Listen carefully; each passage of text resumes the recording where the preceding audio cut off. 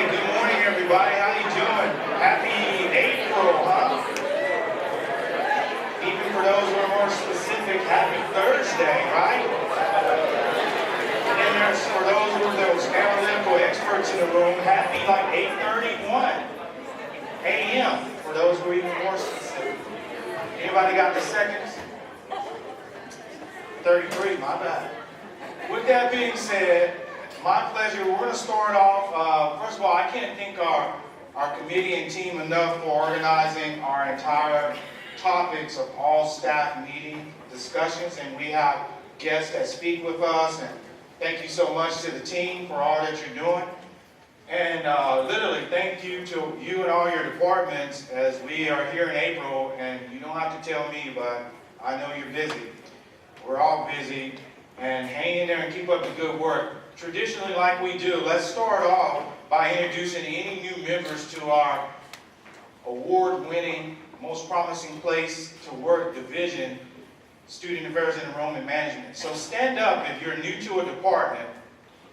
And we have not introduced you yet in our meeting, and you just hired on here in the last, And what we'll do is we're going to ask you, first of all, we'll give all of you a big hand in advance, everybody.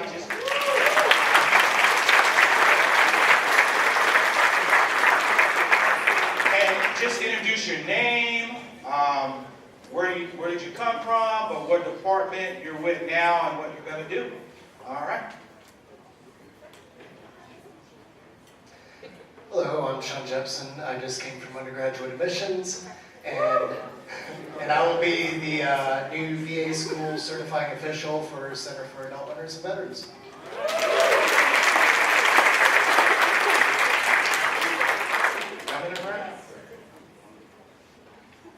Hey, I'm Abby Walls. I came from the Enrollment Services Call Center, and I'm now in undergraduate admissions as the new records coordinator.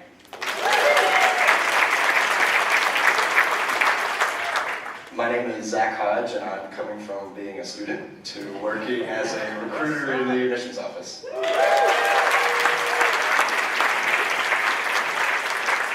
morning, my name is Ashley Pollard. I came from the Office of Undergraduate Admissions, and I am now with ESC as the Assistant Director of Operations.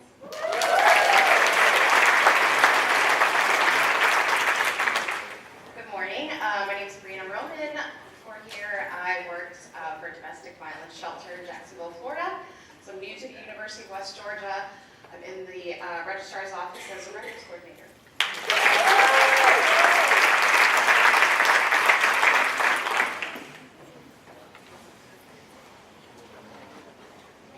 Well, good morning.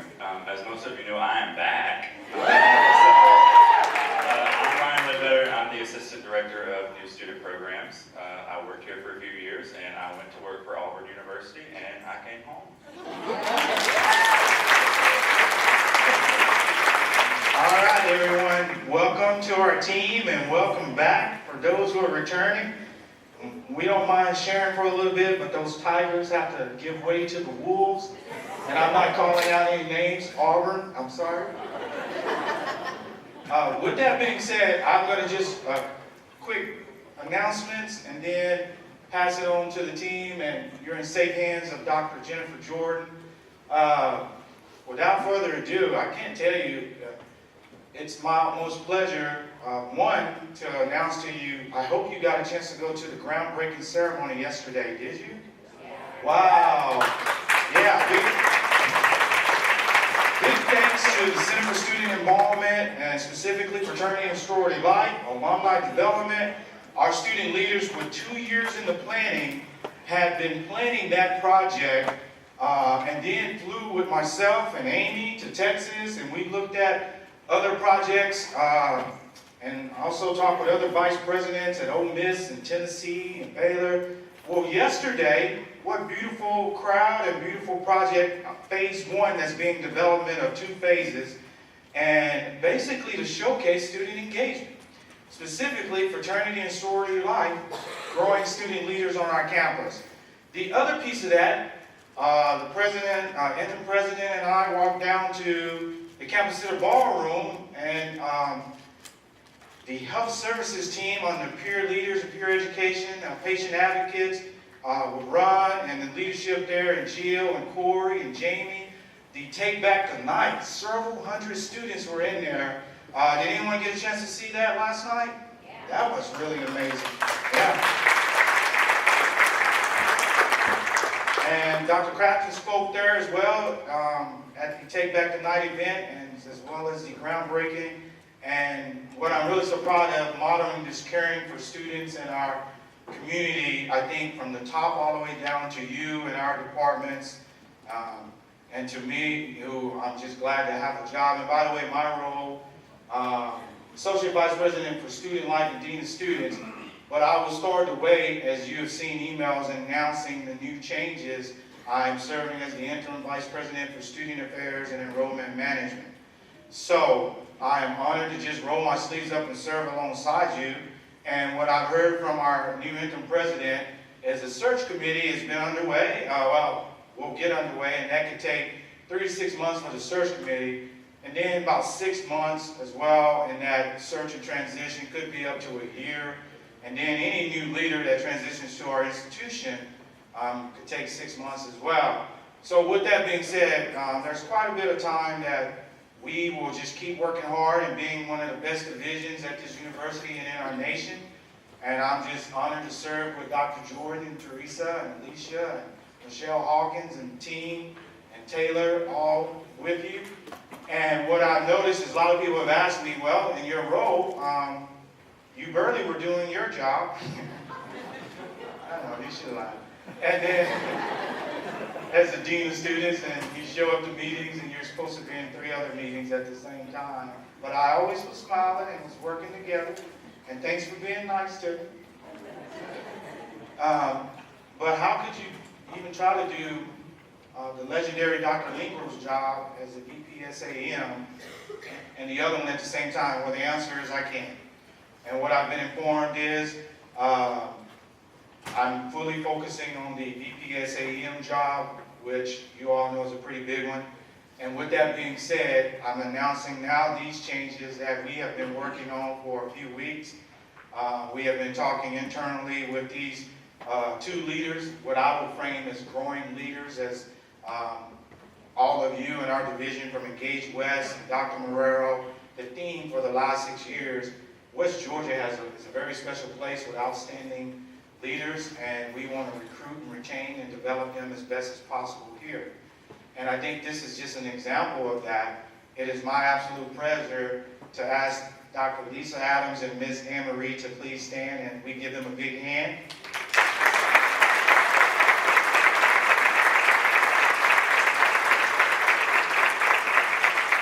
In the spirit of sharing, the Office of Community Standards has asked to now share Ms. Anne-Marie Reed, who has served as the Assistant Dean of Students, and she will move into increased leadership responsibilities and take on the big task of being every bit of the Dean of Students.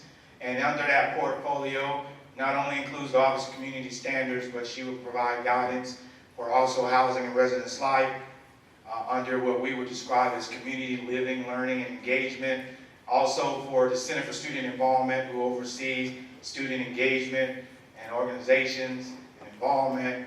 But also, Ms. Anne-Marie will continue to provide leadership with our care team, and also the freedom of expressive activity. And then also we will share a little bit of responsibilities with this next person, Dr. Lisa Adams, who will take over the Associate Vice President for Student Life, increase responsibilities. Dr. Adams will focus on health and wellness, and in that she will continue. Oh, by the way, we asked the Counseling Center to share. And so she will continue overseeing our counseling accessibility services, but also she will work and partner with our health services, who just built a beautiful multi-million-dollar center.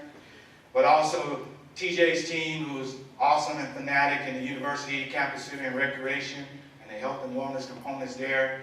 Also Noonan with the components. One of our biggest majors in Noonan is health and wellness. And also with Anne-Marie Reed, the care team. But Anne-Marie Reed is the chair and leader of that, while Dr. Adams will provide the secondary support there.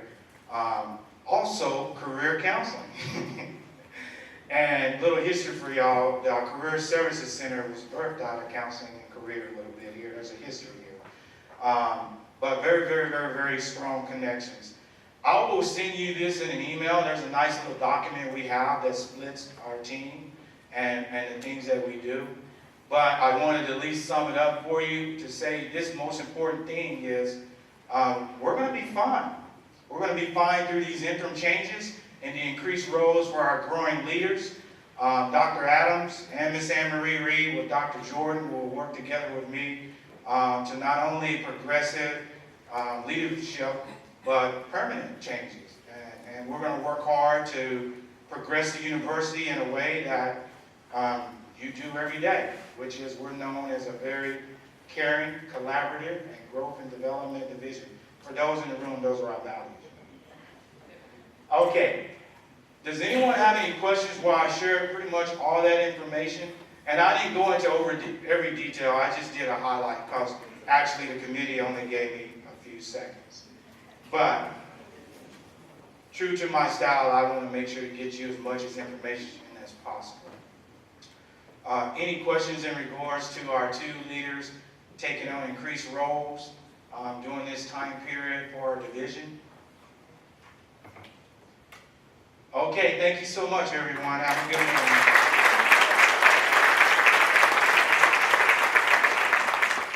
Good morning, everyone. So we're going to jump right into our program. We have a jam-packed program for you to get you in, information, and then get you out of here. So to start with, we're going to start with Nathan Graves, who's going to talk about orientation updates. They gave me 10 minutes. Fortunately for me, I talk fast. Unfortunately for you, I talk fast. But I wanted to kind of start with some of the questions that came about our assessment last fall. So we asked campus partners what went well and what would they like to see change for the next year. And these are kind of the three things that came out of that assessment. They wanted better communication from the Office of New Student Programs. They were looking for some programmatic logistic changes. And they were also looking for some expectations around our orientation leaders and our orientation leader training. So to start out with communication, we have created a listserv called NSO Partners, New Student Orientation Partners. If there's not a person from your office that's on this listserv, or if you're not on this listserv and you would like to be, please send me an email. We want to get you on that. We've also, within that listserv, created a Google Drive that has all the resources from schedules to learning outcomes to updates that are going to happen. Our schedules that are on your table are in there. And so we're just trying to dump everything there that people can kind of access it on their own terms when they need it and for the resources that they need. We also know that last year we didn't have any kind of debriefs throughout the summer. My first summer we had one every week and we realized that that was too much. Last year we didn't do anything, so like the Three Bears, maybe we've come to the right spot with bi-weekly. And so here's our dates, and I'll get your locations pretty soon once I've kind of confirmed those spots. And last but not least, this is something that's not really been a norm on this campus, but I want to be the first to say, please come to a program. Please sit through a session, see what our campus partners are saying, see what that communication looks like. We know that 2 days is a long time, we know that 1 day is a long time, but we have 8 two-day sessions and 4 one-day sessions, and so if you can come to an hour of each of those sessions, you can piece together a whole schedule. So I invite you to come to those things. Please know that that space is for you as well. I also want to know that we have created learning outcomes for our program. This is not something that happened when I stepped into this role, and so this is one of the first things that I wanted to do as we created changes. Orientation on this campus has really been seen as that checklist program, and we're not a checklist, we're a process for this transition piece, and my goal is to help students get connected to other students, to student leaders, to staff members, to administrators and faculty, and as a byproduct, we get those checklist items taken care of. And I have a more detailed list, and if you would like to see all of that, or you would like to have a discussion about our learning outcomes, I'm more than happy to sit down with you and kind of talk about how we arrived at these. But yeah, lots to read. I'll take a pause for a second.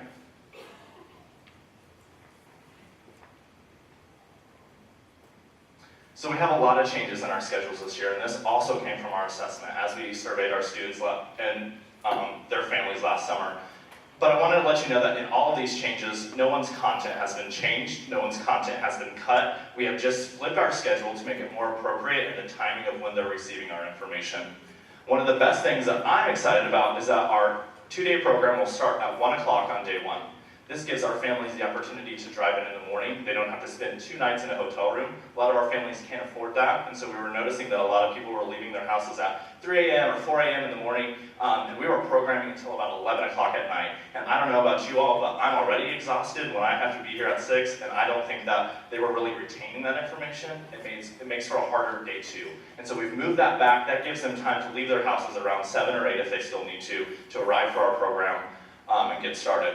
We've also moved our resource fair, so campus partners that have been there at 7:30 in the morning on Mondays and Fridays, we have moved that to the end of day 2, and you're probably asking, well, how are you going to get students to that resource fair? We are giving out their student IDs at that resource fair, and so that is that last carrot to keep them at the whole program, and we are so excited that we're going to have that opportunity for them to kind of engage with us. They've also seen the whole program, and they know what questions to ask. It becomes not a swag grab, but truly an information grab, and that's what we want that space to be. It's a little more intentional. I think the timing is a little bit better, and I'm really excited about that. Financial aid has also, I've sat down with Will, where are you at? And he has revamped kind of the way that we're going to communicate about financial aid. They are printing off 3 different forms. They are red, yellow, and green, like a stoplight, and it's about FAFSA. The red means that they have not done anything with their FAFSA, so they have nothing in the process. Yellow means that maybe they need some documents, maybe they are under verification and we just need a few things from them, and then green says we're ready to go. On the back of it, instead of just talking about all the loan types, we're going to actually walk them through how their bill is set up. And so we're saying, if you take 12 credit hours, here's kind of what tuition looks like. And if you stay in Bowden Residence Hall, this is what this looks like. And if you have an all-inclusive meal plan, this is what this looks like. Oh, you have Hope? Great. Well, Hope doesn't cover these 2 things. It covers this. And so we can have that conversation where they are able to start thinking about, in a big picture, what their financial aid is going to look like, and they can start making decisions about, well, maybe I need to make a smaller meal plan, or maybe I need to move from the Oaks Residence Hall because I can't afford that into a more affordable place for me. All great options, but it's just a better option for our students, gets that education in their hands, and they leave with a little bit more knowledge about what financial aid looks like. We had a lot of conversations about Noonan, and a lot of my orientation staff had never seen Noonan. A lot of campus partners weren't including that in their programs, and so Jesse Belcher has signed on to work with Kate Oliver on our commuter session, and we're going to talk a little bit more about Noonan. We're also taking our orientation leaders for a retreat at Noonan as opposed to an off-site location. And so they're going to be able to see that space and engage with it, and Jesse's been a big help in kind of getting that set up. So I'm excited about those changes coming as well. We've always had some interest sessions that happen on night 1. Amy does our fraternity life session and our sorority life session. Our team over in CSI does getting involved, which is just an overarching, how do I join an organization or start an organization or get connected to campus. Campus employment will do a session on how do you get a job on campus. Our university recreation team does a great job about how do we engage with the spaces that are available for us and the opportunities that await there. But some new things that we've added, I've talked with Education Abroad, and they're going to talk about, whether it's a full year, a semester, a summer session, or even a spring break, what it means to start thinking about studying abroad early. And so our students can start saving or realize that there are opportunities out there for them to get scholarships. And then last but not least, all of our students left orientation, both our 1-day and 2-day, saying that they have no idea how to study for college. And so our Center for Academic Success has signed on to do a session on some study tips. So we're hoping that that'll help. One of the biggest changes for this is that we've also moved our prior joint enrolled into specific sessions. So first year session 3 is going to be nothing but prior joint enrolled from UWG and other colleges. I think this helps us change that messaging. We don't have to change any of the content, but we can make it a little bit more targeted. We know that you've taken a college class, we know that maybe you've been on a college campus, but here's how it works here. And here's how this transition is different from being a dual enrollment student to being a full-time college student. Our 1-day program, some of the similar changes. Our resource fair is going to again be at the end of the day. Our financial aid conversation is going to look a lot of what I just talked about. We're going to include a navigating online platform. So in our 2-day program, we've had this session where we've taken them to the labs. We show them how to access their emails, how to access CourseDin, how to access OrgSync, which is becoming engaged, and just how to connect to the apps on our campus. If you don't have the UWG app, it's fantastic. Dr. Jordan and I have been sitting down and talking to several people about that. So log on, they can see their holds for registration, they can get an advising appointment, they can even confirm their financial aid on this app. So that's something that we're going to do in there. We realize that that's a really great addition to our program. We're going to have fewer students at each session, so we've dropped that down to about 180 students from 300 that we've normally had, and we've added another session. So this is going to make the flow of the day seem a little bit easier for our adult learners or for our transfer students who have already gone through college. I think it makes it feel a little bit more targeted and specific, and so I think we're going to provide a better experience through that. What's left? So I've talked with Monica, so since I've been here, Monica from URAC has said, I need a day where my staff can kind of see what these presentations come with so that they're not walking into the first day and saying like, great, like your thumb drive's not working and I'm trying my best or I'm fumbling through it. And so we're gonna set up something at the end of May. Please, we're working on some dates. There's gonna be some updates in this ballroom, and so we're finding that day here. But we wanna have our presenters come out and kind of work with our URAC staff to make sure that we're providing the best quality experience that we can for you as a presenter and for our guests as you arrive for the program. I'm also collecting materials for the folders that we hand to our students at check-in. So if I have talked to you and you haven't got that in, can we touch base today? Or if I haven't talked to you and you think that there's something that every student needs in their folder, I would love to have that conversation. I would love to know what it is that we need to kind of be doing to get the right information into our students' hands early and often. Brett Sauls, who will be my coordinator, he is negative 20 days into the job. He starts May 1st. He is working on May training, and so if he hasn't reached out to you about May training, let's get on the schedule. We have a couple hours left that we can kind of schedule you, and if you have a topic that our orientation leaders need to know, or you have language that our orientation leaders should be using, please reach out to Brett. Finish line sign up. If you want a table at Finish Line and I haven't reached out to you or you haven't received an email to me, please send me something. I will send you the form so we can get the appropriate size table, and we know exactly what is going to be in that resource fair so we can plan for it. If you haven't been added to that listserv that I talked about earlier, I am willing to add everyone if they would like, but I know that that's not what our emails and we need in our inboxes, so please let me know if you need to be added to that. And I am more than happy to meet with your staff to talk about any changes, to go over any of the schedules that are on the table, and here's my contact information. And I'm willing to give out my cell phone number because I'm not in the office from May to August, and so I know the best way to get a hold of me is probably a text message, and so I can give you that if you would like. Any questions while I have like 3 seconds left? On your table, there are 3 schedules. You have the students schedule for our 2-day program, our guest schedule for our 2-day program, and there's also a 1-day program which encompasses our student and our guest thing. So I wanted to make sure that those are in the hands of the people who need them. If your office would need more, please let me know. Thank you guys for the work that you've already done. We're looking forward to a great time. Thank you, Nathan. Next up, we have Dr. Bob Schaefer from our Ombuds Faculty of Political Science area. He will be talking about the Employee Benevolence Fund. For about 3 minutes. I don't have any fancy clickers. I'm sure I'll talk that quickly.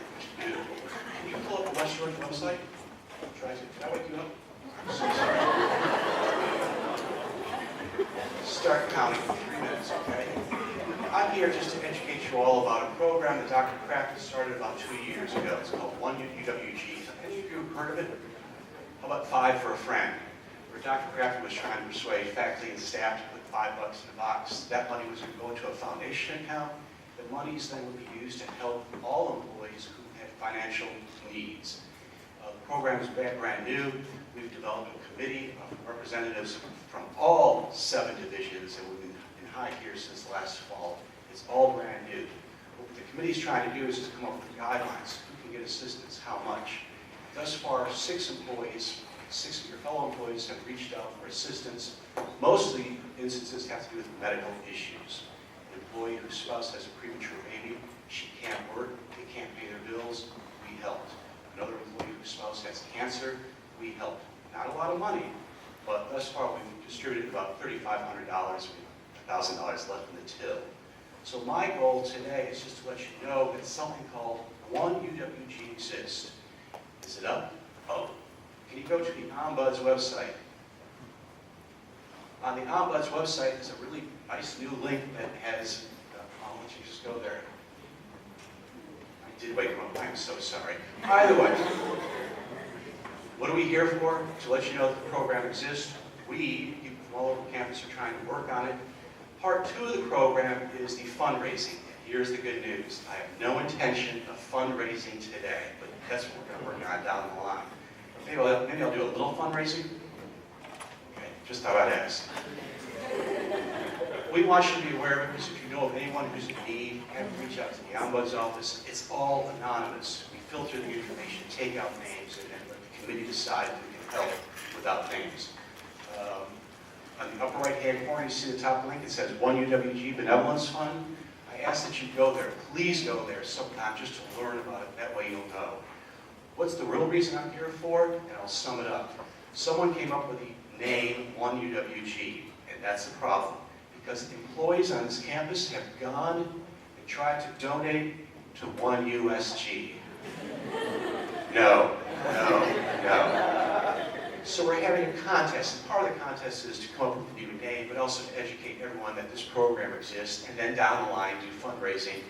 And we ask that in the next week or so, next 8 days, if you have any brilliant ideas, catchy names to replace 1UWG.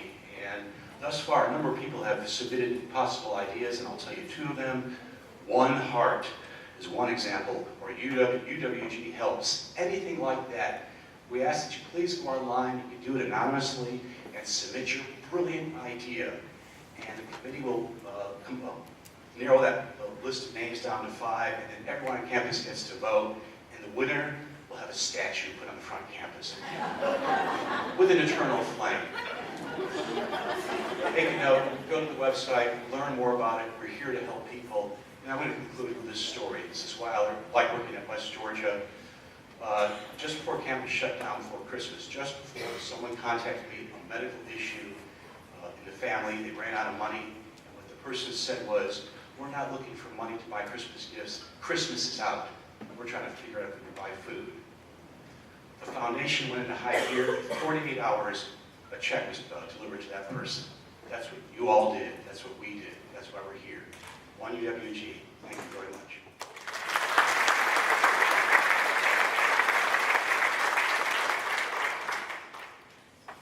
Thank you very much. And we'll send out all this information for those that were not able to make it to the meeting and for you to have for reference for anything.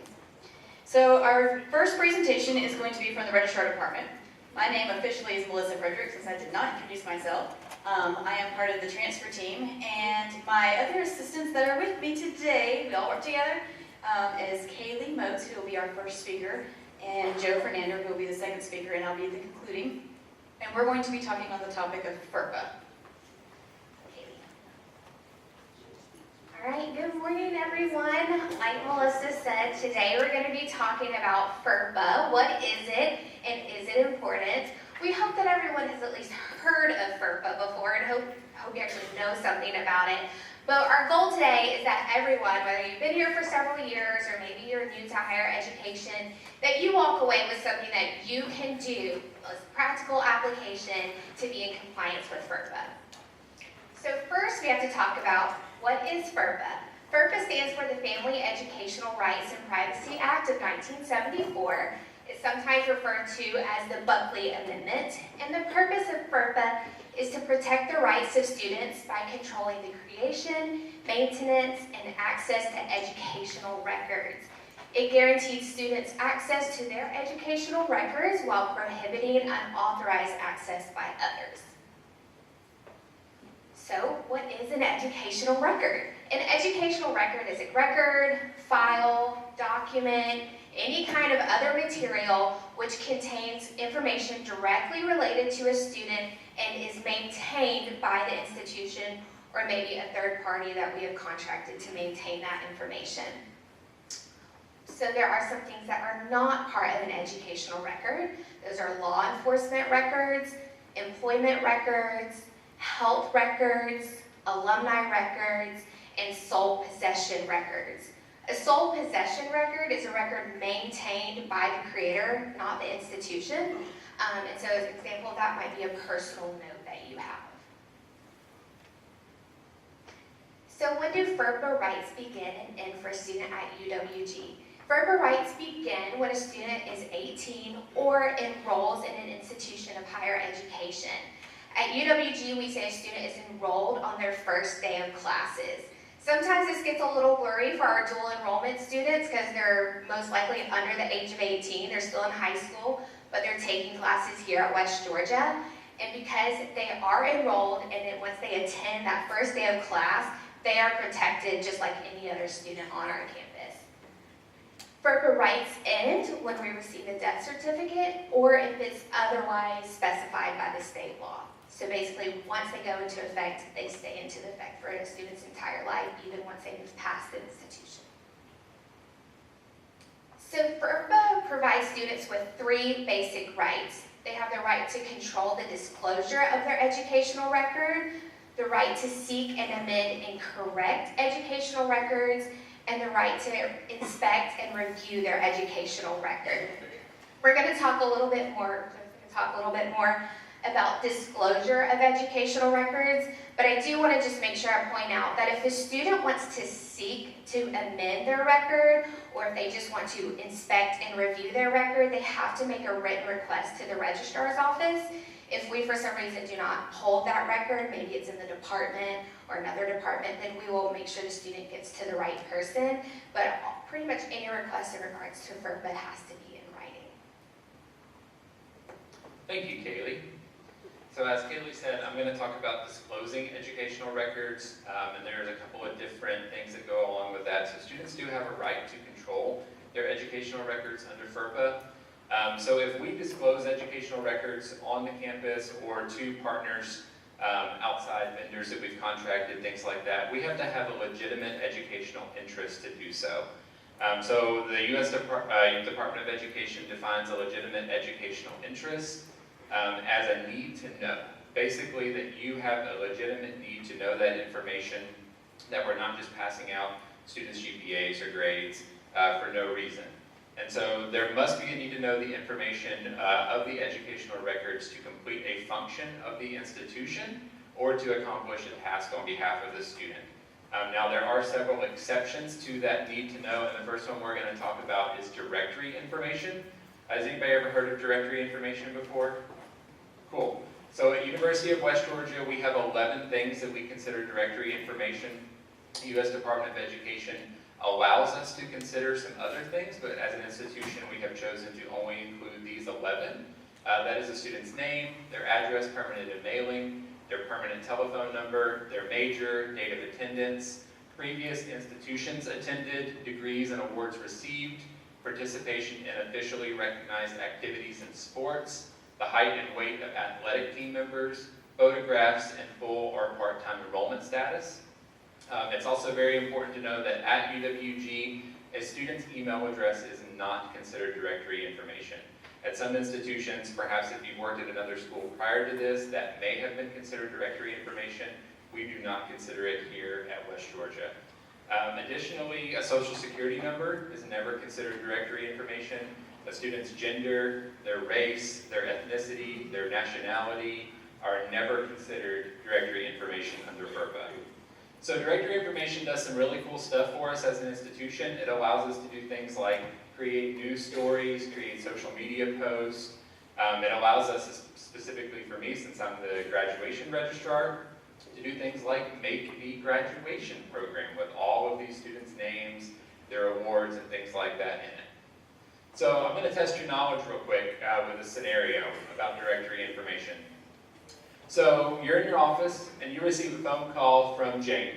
Jane is a member of the general public and she's inquiring about a student's major when the student graduated. You're hesitant to provide this information because you're not talking to the student directly, but you know that degree and major are considered directory information. Jane seems to know a lot about the student. She knows their social security number and freely gives it to you. She knows their ID number while they were here, and she knows the date of birth for that student. By a show of hands, do you feel like it's okay for you to give the major out for this student? Raise your hand if you think so. Couple. Wiggly, yes. Actually, that is incorrect.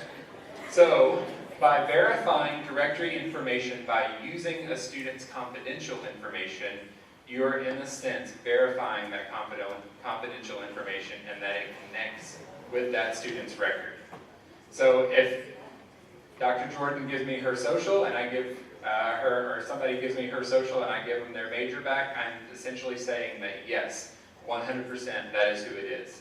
So you should never verify directory information with non-directory information. You can do something like verify directory information with a street address, a permanent address, but never non-directory information. And so there's a couple of other ways that we can release information. With directory information, it's important to know that one of the students' rights under FERPA is to also create a confidentiality record where that directory information is actually no longer considered directory information. So a student who is afraid or has some legitimate purpose for not releasing their information can submit a form with the registrar's office, and we will no longer be eligible to give out that directory information. It's called a non-disclosure form. For students who do this, we watch this a lot in my office when we do our graduation program. We have a report we pull, we make sure that we do not include those students' names in the program unless they revoke that right to their directory information not being released. And then we also have FERPA release forms, which is one of the safest ways to release information, is to actually get these students' consent to release that information. Both of these forms are available on the General Counsel's website and can be turned into the Enrollment Services Center. So if you have any questions about if it's okay to release something to a third party, you can always feel safe by having the student actually sign that release form, and we know that we're covered after that point. And Melissa is next. Thanks, Joe. So, what can you do today in your responsibility? So these are some key highlights that I wanted to highlight with you that may not have been brought to your attention before. So protect all educational records that are in your possession. So if you create those notes and those emails, those are your responsibility to make sure that you're keeping up with that information. Employees at UWG who are parents and spouses and partners, friends, and relatives have access to directory information only. Remember that. Employees may not access and amend their own records or their families and so forth. A good example is, for me, my son started dual enrollment this year. I cannot just go free look at his information whenever I want to because he's been accepted in the program now and he is officially a student. And so that's something to consider on your end if you have family or people that are living in your household and things like that. And probably not go spy on your friend that's coming. So what can you do today? So some basic tips to get you started is to do not leave documents laying on your desks. So if you have students that are coming in, you may have people in public just asking you questions. Don't leave that information laying around the desk. Good things like transcripts. And for my office, we do reports daily for transfer students. So leaving that not laying around on your desk is a good thing to start with. Ensuring that your computer screen is not visible to others. So if you've ever walked in the registrar's office, you'll notice that most of our screens are turned away from our doorways. And that's specifically done that way so that people cannot just walk by and maybe take a picture real quick or something off of our screens. When emailing a group of students, be sure to blind copy so that the other students are not seeing everybody's information. And then if you're sharing printers, which is becoming a thing now to conserve costs and things like that, as soon as you print to that shared printer, go get it. Don't let it just sit there. Because you never know, a student could walk by and pick it up. Someone off the street could be walking through just seeing what's going on our campus and pick up information. So be consciously aware of your surroundings. And to remember flash drives, jump drives, whatever you want to call those handy little gadgets, don't take student data off our database and save it onto them because they could be lost. I'm sure all of us have lost a pair of keys or something in our lives. So please be careful with handling that information. And when in doubt, don't give it out. So if you have any questions or concerns, it is okay to say, I am not quite sure if I can give that information to you. I will get with somebody else who can help me assist with this. So remember that it is okay to say, no, I don't understand, I can't do it. So please, if you ever have any questions, contact the registrar's office. We can gladly help with that information. You can always access, if you have access to Banner in Space Mountain, things like that. We put information in. These are housed in Extender, so we do have FERPA files on file for us to check, to reference. So that is the end of our presentation.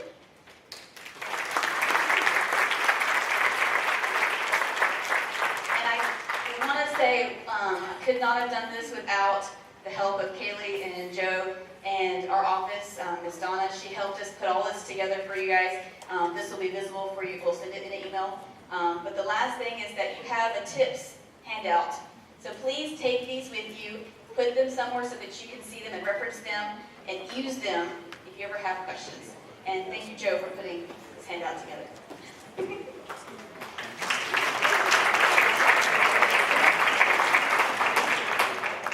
And our final guest speaker is going to be Ms. Kay Belliveau. Yes, I got it. Okay, and she's going to be talking about our training opportunities that we have here on campus. Good morning, everyone. I hope you're all super caffeinated. I am not yet, but I'm going to try to be for you. So I am here to talk about everyone's favorite topic, professional development. And what I want to start with, I know it's not October, so bear with me, Develop West. I hear some chuckles, you know.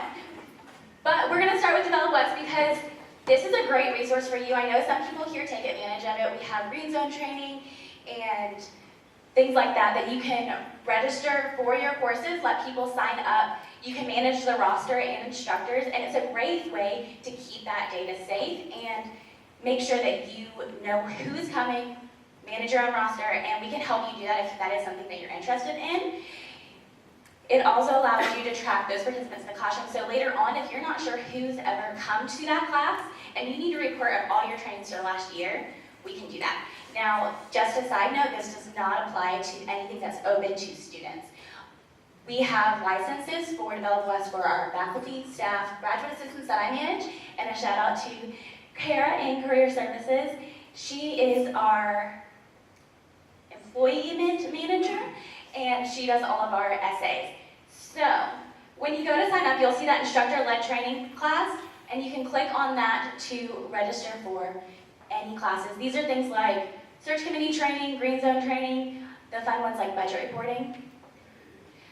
One of the things that I do want to talk to you guys about, though, is we realigned our homepage for Develop West, and that highlights some of our content that aligns with our best place to work standards, and it allows employees to manage and easily identify contents for performance management.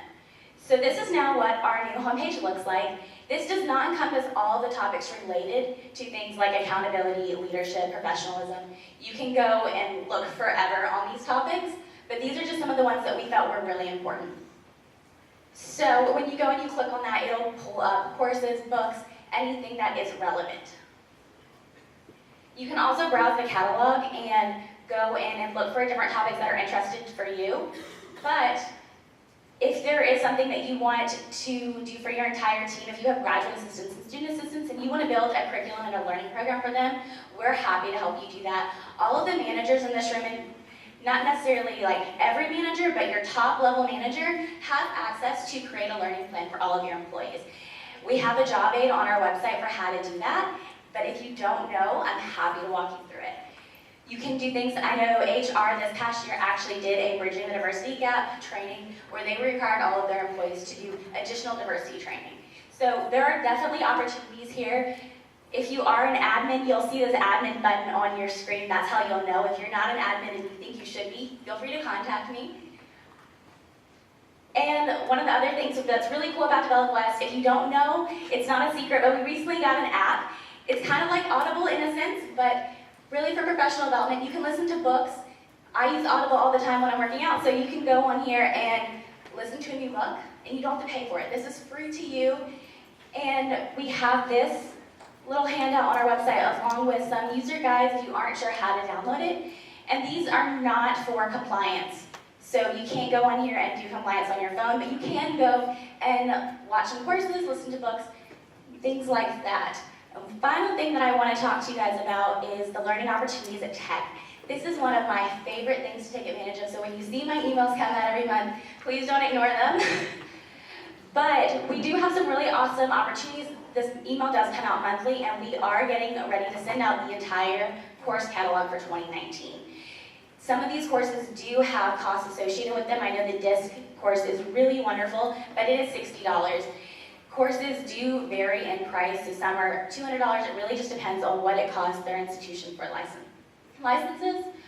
But you can see here, these are the courses for May. We have Emotional Intelligence, DISC, Conflict Management, Service Excellence, Fierce Conversations, Accountability, The Power of Writing, and Seizing Your Career. That one does not apply to us here at UWG. So keep in mind when you're registering for a class or you're interested in it, if it does apply to us here at UWG.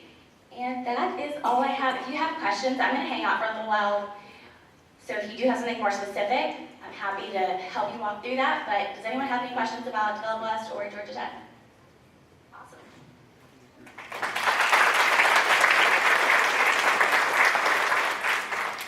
And that concludes our jam-packed fun morning. To close this meeting, Dr. Jordan has a couple of announcements for us. Good morning. I know there's some people that miss that every morning still. Does anybody have any announcements that are for the good of the order? None?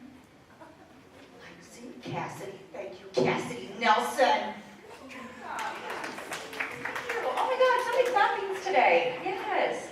Housing and Residence Life has a ton of summer job opportunities available this summer. So I just want to give a quick plug. I know it's been in the huddle, which I'm sure you all read religiously when it comes out. If you don't, you should. There's a lot of great information in there. But please direct your students to the Jobs Out Wesca site in order to apply for those jobs. They are closing. Some are closing tomorrow, and I think some close this weekend or on Monday. So it's closing very quickly. Summer camps and conferences, some logistics work, tons of opportunities. So please direct them there.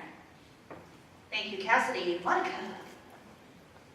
Hi everyone, Student Achievement Awards is next Tuesday at 7 p.m. And even though UREC, CSI, and Housing and Residence Life lead the planning aspect, this is a divisional event. We recognize our student leaders across campus and we'd love to see you all there. They want to see you there as well. It's a packed house, it's right in here. We get to dress up, we have pianists, we have student hosts, we have a blue carpet. So please invite your students, but also come and support as well. They'll really appreciate it.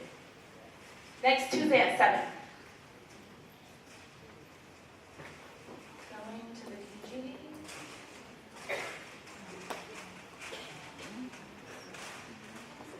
So you heard Kate mention that you could sign up for Green Zone through Develop West. I want to plug that we do have a Green Zone session coming up in April on the 26th. That will be in Noonan. So this is a good opportunity if you are normally stationed at Noonan to be able to jump into Green Zone, or if you're not, to get down there early, see the facility. I bet you that Jesse would be willing to show you around, and then attend Green Zone training. So look for that in Develop West. I don't want to leave Brittany out because I see her sitting back there. Brittany will probably lead you around too.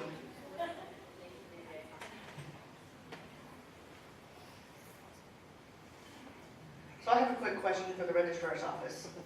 If a parent calls and says that their student has a FERPA form on file, and we look and see that yes indeed, Joe Smith, parent of John Smith, has a FERPA on file, how do I confirm that that really is Joe Smith on the phone? Would anyone like to discuss the PIN number on the FERPA form with Melissa?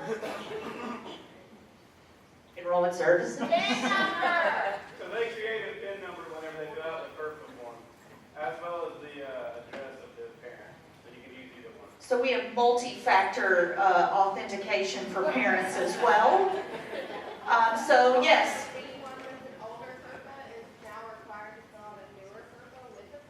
Yes. So you may find that in Extender or the information we transfer over to SSC that they may have an old FERPA form that does not have a PIN number but does have an address. So when they are actually calling in, we are asking them to re-up by doing the new FERPA form that has the PIN number, and that we explain that to be added security and added benefit to the student. We also find that parents can't remember what PIN number they put on the FERPA.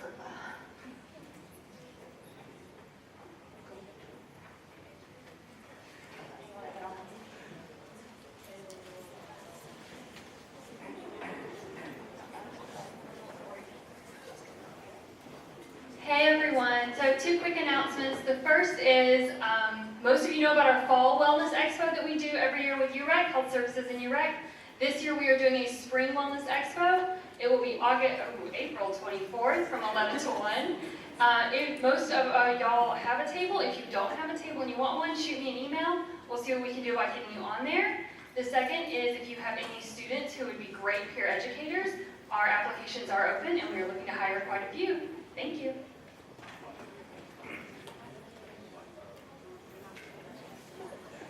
Well, good morning, everyone. I just wanted to make the announcement about Spring Preview Day coming up on April 28th. I'll be sending out my typical communications coming here in the next week or two. Next week, actually. But I just want to give the forewarning about that one again, and we will be able to get you guys in there on Friday afternoon to set up your tables if you'll be attending that instead of Sunday morning. So, thank you. That is an exciting announcement. Anyway, Emily, okay.